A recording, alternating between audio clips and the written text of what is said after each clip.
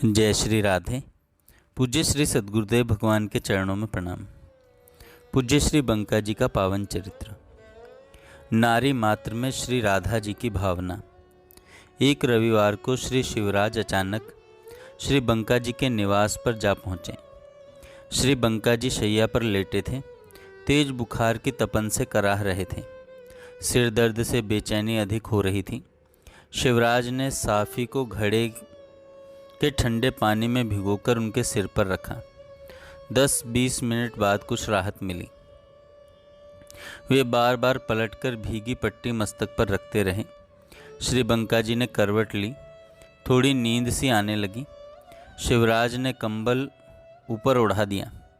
करवट लेते समय सिराहने रखे तकिए के खिसकने से श्री बंका जी की छोटी डायरी खाट से नीचे गिर गई। शिवराज ने उसे सिर से लगाकर यथास्थान रखना चाहा तो उसके खुले पृष्ठ पर उनकी दृष्टि चली गई। उसमें लिखा था, चरित्र मनुष्य की सर्वोत्कृष्ट सर्वोच्च संपत्ति है। यत्नपूर्वक उसकी सुरक्षा करनी चाहिए। मैं नर में नारायण भाव रखने का प्रयास करूंगा। मैं नारी मात्र में श्री राधा जी की भावना रखूंगा। आगे बहुत कुछ लिखा था, परंतु संकोचवश शिवराज ने पढ़ा नहीं और यथास्थान डायरी को संभाल कर रख दिया। जिन 2-3 पंक्तियों पर उनकी दृष्टि पड़ गई थी, वे वाक्य उनके मन मस्तिष्क पर सदा छाए रहे।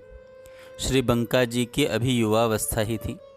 ऐसी उम्र में इतने उच्च भाव का होना बहुत बड़े सद्गुरु की कृपा का ही द्योतक था। एक दिन की बात है। श्री बंका जी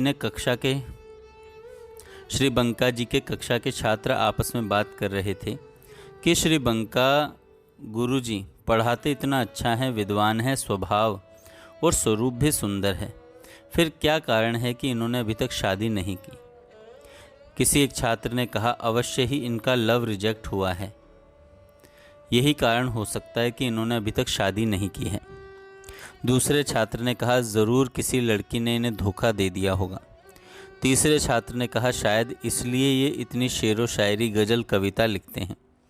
कक्षा में यदा कदा दर्द भरी कविता सुनाते हैं, विरह के गीत गाते हैं। धीरे धीरे यह चर्चा हॉस्टल में फैल गई। उन सब ने मिलकर श्री बंका जी के प्रिय छात्र शिवराज से पूछा तो उसने नकारात्मक उत्तर दे दिया कि उसे इस बात की कोई जानकारी नहीं है। एक दिन शाम के समय शिवराज श्री बंका जी के निवास की ओर जा रहा था कि 2 अध्यापकों ने उन्हें अपने पास बुलाकर कहा, शिवराज, बंका जी से पूछना गुरुजी आपने शादी क्यों नहीं की। आदरणीय आचार्यों की आज्ञा शिरोधार्य कर शिवराज सहज भाव से श्री बंका जी को शादी न करने का कारण पूछ बैठे। श्री बंका जी थोड़े मुस्कुराए और बोले, शिवराज तू बहुत भोला है, आज तक मुझसे किसी ने ऐसा नहीं पूछा है। शिवराज ने सकुचाते हुए कहा, यह प्रश्न मेरा नहीं, आपके पड़ोसी प्रोफेसर गुप्ता जी और प्रोफेसर कौशल जी का है। श्री बंका जी ने कहा, उनसे ही कह देता कि आप ही पूछ लो। सहमे सहमे छात्र की जिज्ञासा की आतुरता को समझकर आशुतोष स्वभावी श्री बंका जी ने बताना शुरू किया। उन्होंने कहा, दुर्लभ मानव जीवन केवल और केवल भगवत प्राप्ति के लिए मिला है।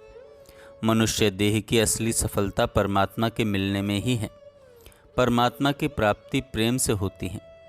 प्रेम के लिए एकांत में करुण भाव से भगवान की शरण होकर स्तुति प्रार्थना करनी चाहिए।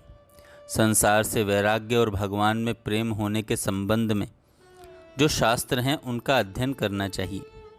भगवान के भक्तों का संग करना तथा उनके बताए अनुसार साधन करना चाहिए। अब अगर विवाह किया तो उसके साथ आई जिम्मेदारियों को निभाना होगा। पत्नी, पुत्र, परिवार, संपत्ति, कारोबार आदि की चिंता करके मैं मूल्यवान समय को नष्ट नहीं कर सकता। जहाँ घर संसार में मन लग जाता है वहाँ संसार ही मुख्य हो जाता है और भगवान गौण।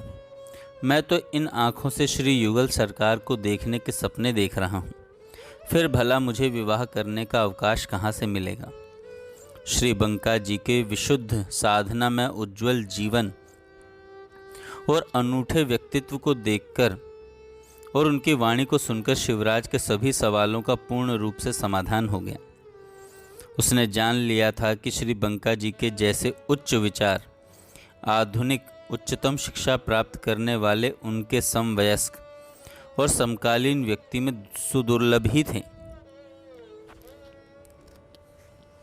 जब बीएड की प्रयोगात्मक परीक्षाएं चल रही थी, तब छात्राध्यापक अपने अपने सेवित आचार्य महानुभावों से प्रयोगात्मक परीक्षकों के लिए संबल स्तुति रिकमेंडेशन कराने के प्रयास कर रहे थे, जिससे कि उन्हें उच्च श्रेणी के अंक प्राप्त हो सकें।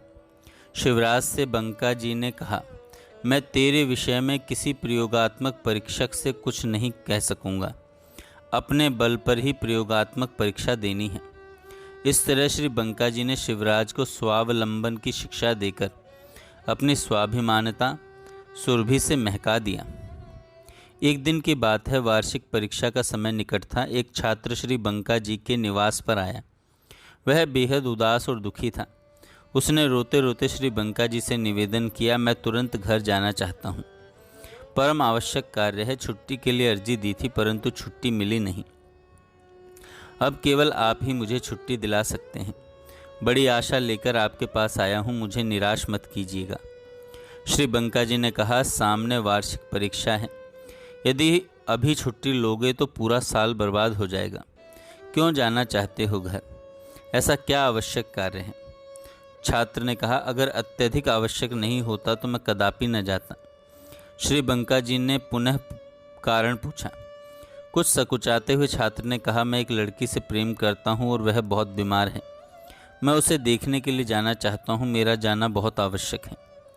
श्री बंका जी ने सहानुभूति जताते हुए उससे बातों ही बातों में उस लड़की का नाम, पता आदि सब कुछ पूछ लिया और प्रेम पूर्वक समझाते हुए कहा, मेरा मन कहता है कि उस लड़की को कुछ नहीं होगा, तुम एकदम चिंता मत करो, मन लगाकर पढ़ो और 15-20 दिन बाद परीक्षा देकर आराम से घर चले जाना। श्री बंका जी की सांत्वनापूर्ण वाणी और प्रेम युक्त व्यवहार का उस छात्र पर ऐसा प्रभाव पड़ा कि उसने उनकी बात मान ली। घर जाने के आग्रह को त्याग दिया। श्री बंका जी को सत् परामर्श के लिए धन्यवाद देता हुआ हॉस्टल लौट आया। उसके चले जाने के बाद श्री बंका जी ने उस लड़की को पत्र लिखा और अपना परिचय देते हुए अपने छात्र की सारी मानसिक पीड़ा को समझाया। उस लड़की से अनुरोध किया कि इश्क का तगादा यह है कि अब वह उसे पत्र लिखे कि उसकी तबीयत अब ठीक है। उसे घर आने की शीघ्रता नहीं करनी चाहिए, परीक्षा पूर्ण करके ही लौटना उचित होगा। उस लड़की का पत्र यथा समय उसके प्रेमी के पास आ गया, जिसमें उसने एकदम वही बात लिखी थी जो श्री बंका जी ने कही थी। उस पत्र को पढ़कर उस छात्र को बहुत संतोष हुआ और वह सत् परामर्श के लिए धन्यवाद देता श्री बंका जी के चरणों में आकर गिर पड़ा। जय श्री राधे। आगे हम कल सुनेंगे।